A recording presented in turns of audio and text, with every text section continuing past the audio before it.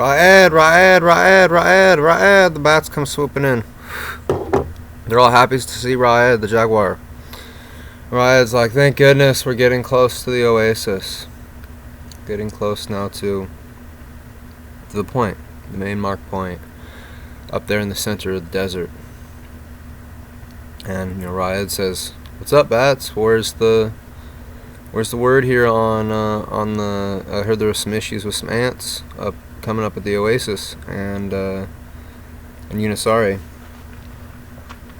And the bats say, "Yeah, she could be flying here if it weren't for the curse." And well, yeah. Sure enough, she's been rolling around in a whole patch of fire ants celebrating the age of the ram. And Raed says, "I understand. This is excellent news. We have some new. It is a new age starting here, but it's too early to celebrate. We have business here to conduct on the East Coast with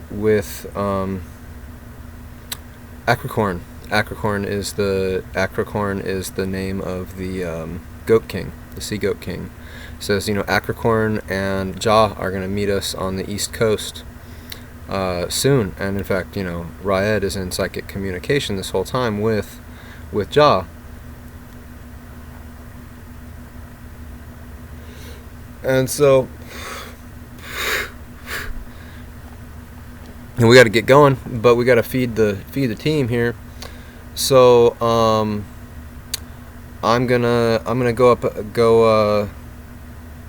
grab some food, and we'll meet at the oasis. And of course, Raed tells Jake and John and Lee, I'm really I'm glad that we're on this journey together. This is going to be a new time here. A new age is starting for this planet, and we may have the opportunity to leave and get this happening now the way we'd intended millennia ago, to get some operations going for your planet for more contact and trade.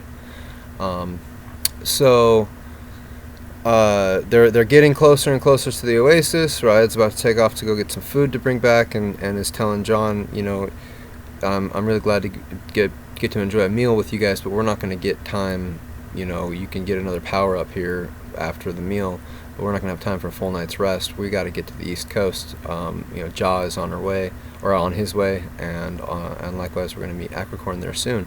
So I'm looking forward to getting to have a meal with you guys. I haven't had a meal with humans in decades. I had a meal with the old man in the mountain, but he doesn't often invite us in. It was just a special occasion when I got to eat with a human last. So I'm gonna go grab us a big fat boar, and we'll meet you up at the just stick with the hawks and the bats, and I'll meet you up at the oasis here soon. And the humans are like, my goodness, we've never had a meal with a jaguar. What's this gonna be? He's gonna bring a wild boar from the desert. So they get up to the oasis after Raed takes off, and they come up and they meet their friend, and they're wondering what is it talking about, this curse and will be flying. So they come up and they meet, and she's buzzing. They finally found Unisari again. They have this reunion experience. Unisari starts, she's gleeful. She's in this frenzy of joy, and apparently she's been rolling around in these fire ants to celebrate this coming of this age of the ram. And because I guess she knew, because of the business that had occurred the other night with Acricorn, she knew that there was a new agreement and that there were going to be more rams coming out, and so she was ahead of it. She knew already. She was going north because she was going to spread the news to the land, of course, that the age of the ram was beginning, and so she's on this wild trek north, and is just ahead of the game.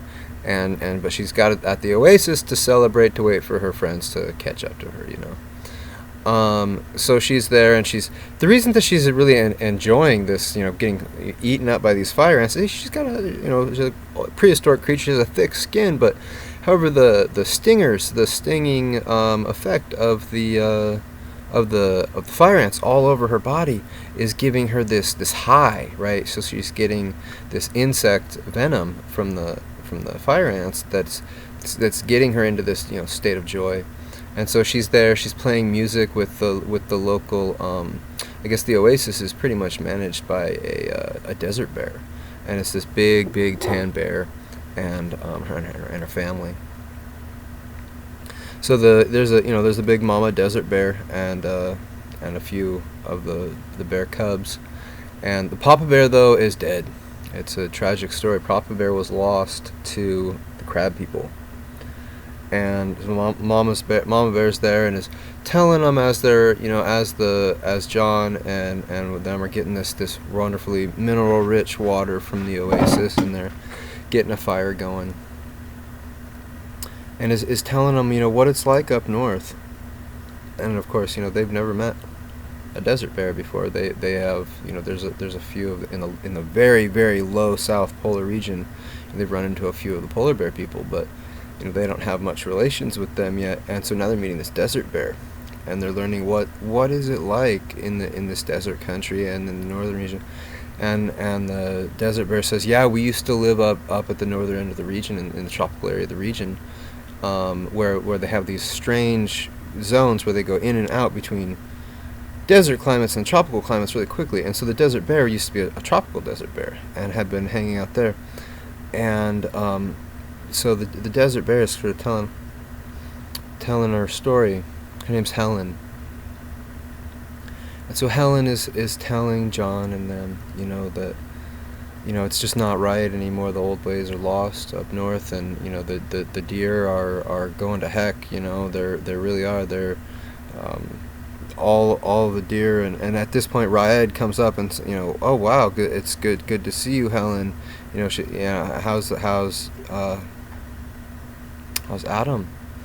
And of course finds out Adam was killed by the crab people, and apparently there was a situation regarding trafficking of these insects. So what is really going on with these mercenaries and these sort of smuggler people up in the northern regions of the desert, closer to the northern continent, where they have this advanced civilization, of course, with that's really sort of there's 3-4 groups of peoples who run it.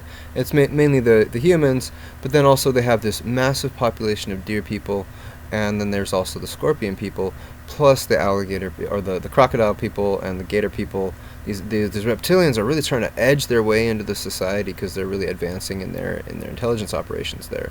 So there's a lot of political issues that they're getting introduced to regarding the northern regions, including the fact that they're learning, because Helen is telling Raed, it's really sad what's happening now. The deer have lost the old ways. They're pretty much all addicted to something, and really what we find out is that these the insectoids and the crustaceans are running this illegal narcotics operation to sort of keep the deer addicted, and they tell themselves, because the scorpions tell themselves it's this intelligence project where they're trying to advance evolve the deer into some newer state of consciousness or something.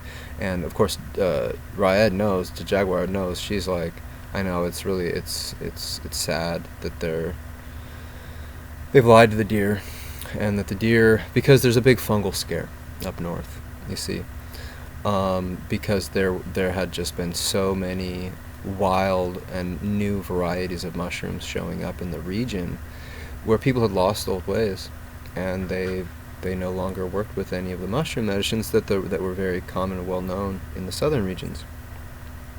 And so the deer had lost their ways, and they had forgotten how to fly, and they become extinct south, and so they had lost these operations, this relationship, long ago with the deer, or with the jaguar people. And the jaguar people basically had lost the relationship with the deer, and now the deer are basically the overgrowth of the society of the northern region, and they're all addicted to these narcotics, and they don't have their old ways of flight any longer, and there's these grounded deer that are just like hanging out at the water holes, polluting, and driving the salmon crazy, because the salmon populations are getting toxins and mutations and everything like they've never seen before, that they can't keep up with evolutionarily.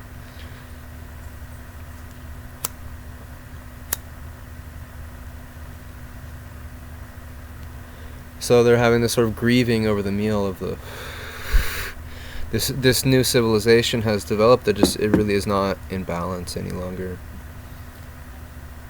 But Raed has good news. Raed says it is the new age. It's going to be the age of the ram. There's going to be, rams are going to be showing up more often in the we have to trust Acricorn, the sea goat king, that he's got this plan. We're going to go along with his plan.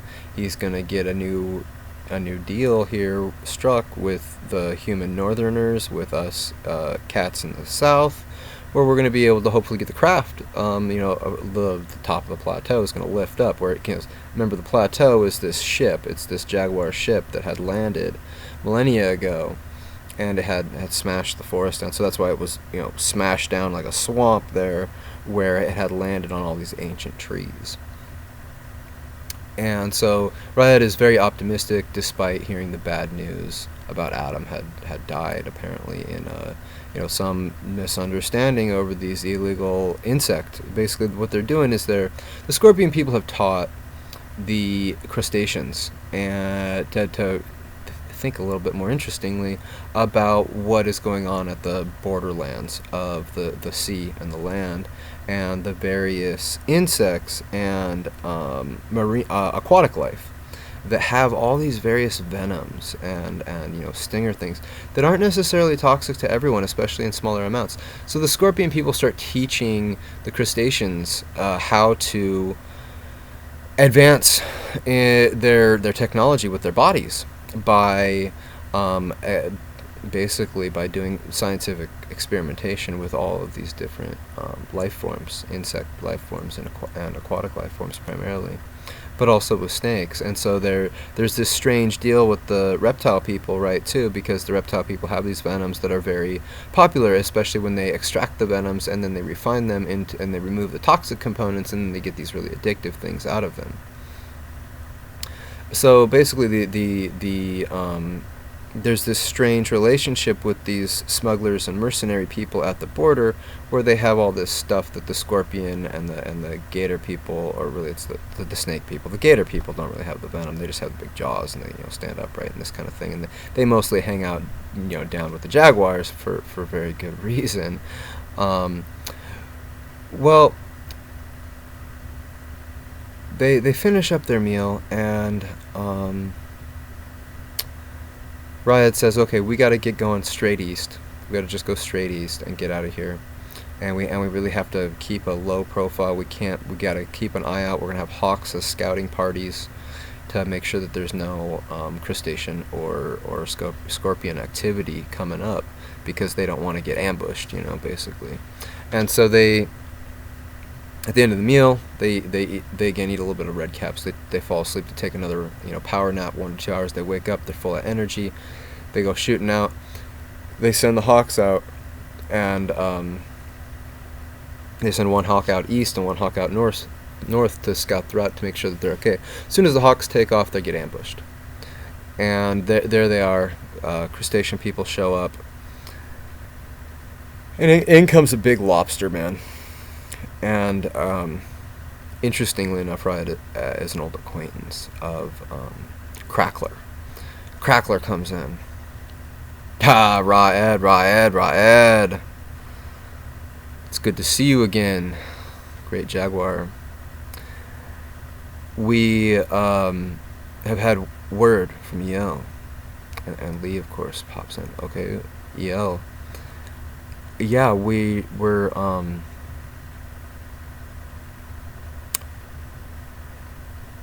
we have to take these rams up north straight away right now, because there's an operation happening within the government that is in violation of the pact that these people have with the crab people. The crab people, like, pact with the crab people. What are they talking about? And so there's this strange. Raed is getting this really strange sense, like maybe there's this setup and there's something that she doesn't understand going on now, because they're getting word that the doppelganger of Lee is now this eel character who they're getting word now from the crab people. And what Crackler is saying is that the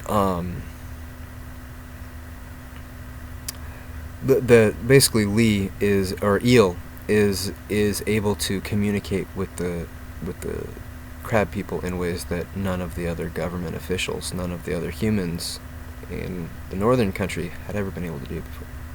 And so remember, Eel was doppelganger really quickly, and then he got a really rapid education about how this civilization works up there.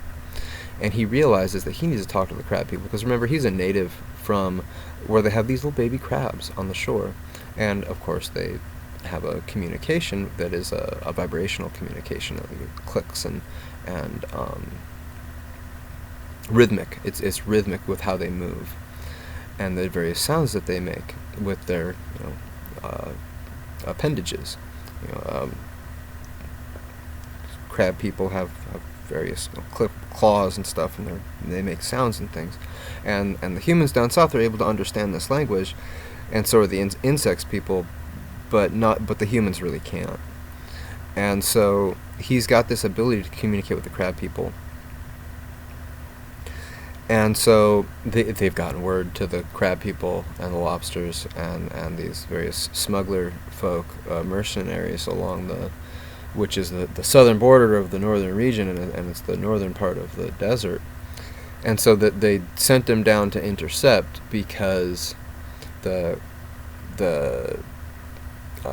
Acricorn had this arrangement made with this these secret government people up north, and had the opportunity to say, hey, we've got this deal that we're going to work out where we need some of your deer, and we're going to get you some cats up here, and we're going to have this whole new trade operation happening, and we'll got more rams, and the whole east-west connection with only one ram going across every time we're not going to do that anymore. We're going to get rams coming out of mountains now. We're going to open up some of the mountain passageways in the old mountains that are no longer active volcanoes. And so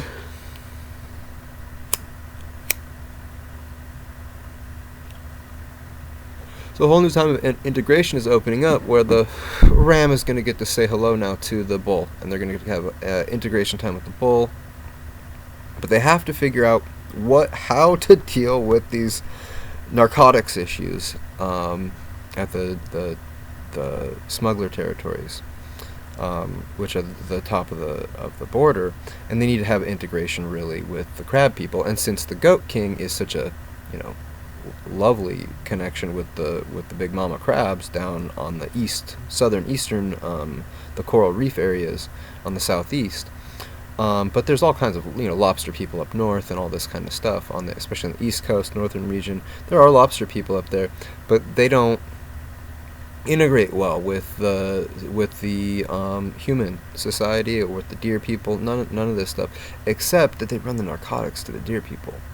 So the deer people speak the languages of the crustaceans well enough to get all the stuff that the crustaceans have become these great scientists, and they're biochemists, where they're really their one crustacean being is got a whole community of life forms that they're living on, and they've got these special compartments where they've got these special little things that they little pellets and crystals and these kinds of things that they trade to the deer people, that they have all these deer people addicted to, and then the deer people of course don't know how to fly because of this. So, Riot is really skeptical about this whole situation, but Lee is feeling optimistic. Lee is like, okay, my twin has obviously got something figured out here, and so Lee is speaking up to Riot, saying hey, we might want to trust this situation, because your twin communicates with you. Maybe my twin is trying to communicate with me and has figured out a way to make something new happen about this. And Riot's like, okay, I've never been in a situation of trust like this, where I'm going to have to trust someone who I don't have this deep, really psychic and spiritual bond with his own or her own people, and her twin brother, Ja. And she says, well, I'm not going to tell anybody what to do. I can't, order anyone around. But I I know that they're going to be waiting for us on the East Coast. Jaw's going to be there, Acricorn's going to be there, and then we're going to have this deal with the Northerners that wasn't supposed to involve the crab people. In fact, I was told to avoid crustacean and scorpion activity of all kind, and here we are anyways. And, Crackler's like, this is what I'm, being told by to do what the bosses have met, and, I'm just service for the family here. So,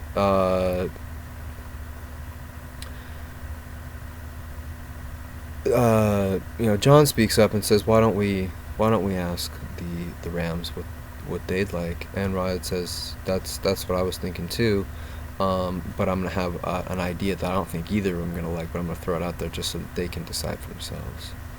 And Riot says, what if you guys split up? I'm really sorry, Mercurial and Vestibula. It's, I know you both are young, your brother and sister, you're new to the surface of the world, but it seems like we're going to have our best chances because we really don't know what's going on right now. We seem to have two business arrangements happening, one going north and one going east. And there's two of you, and we got two directions to go. So,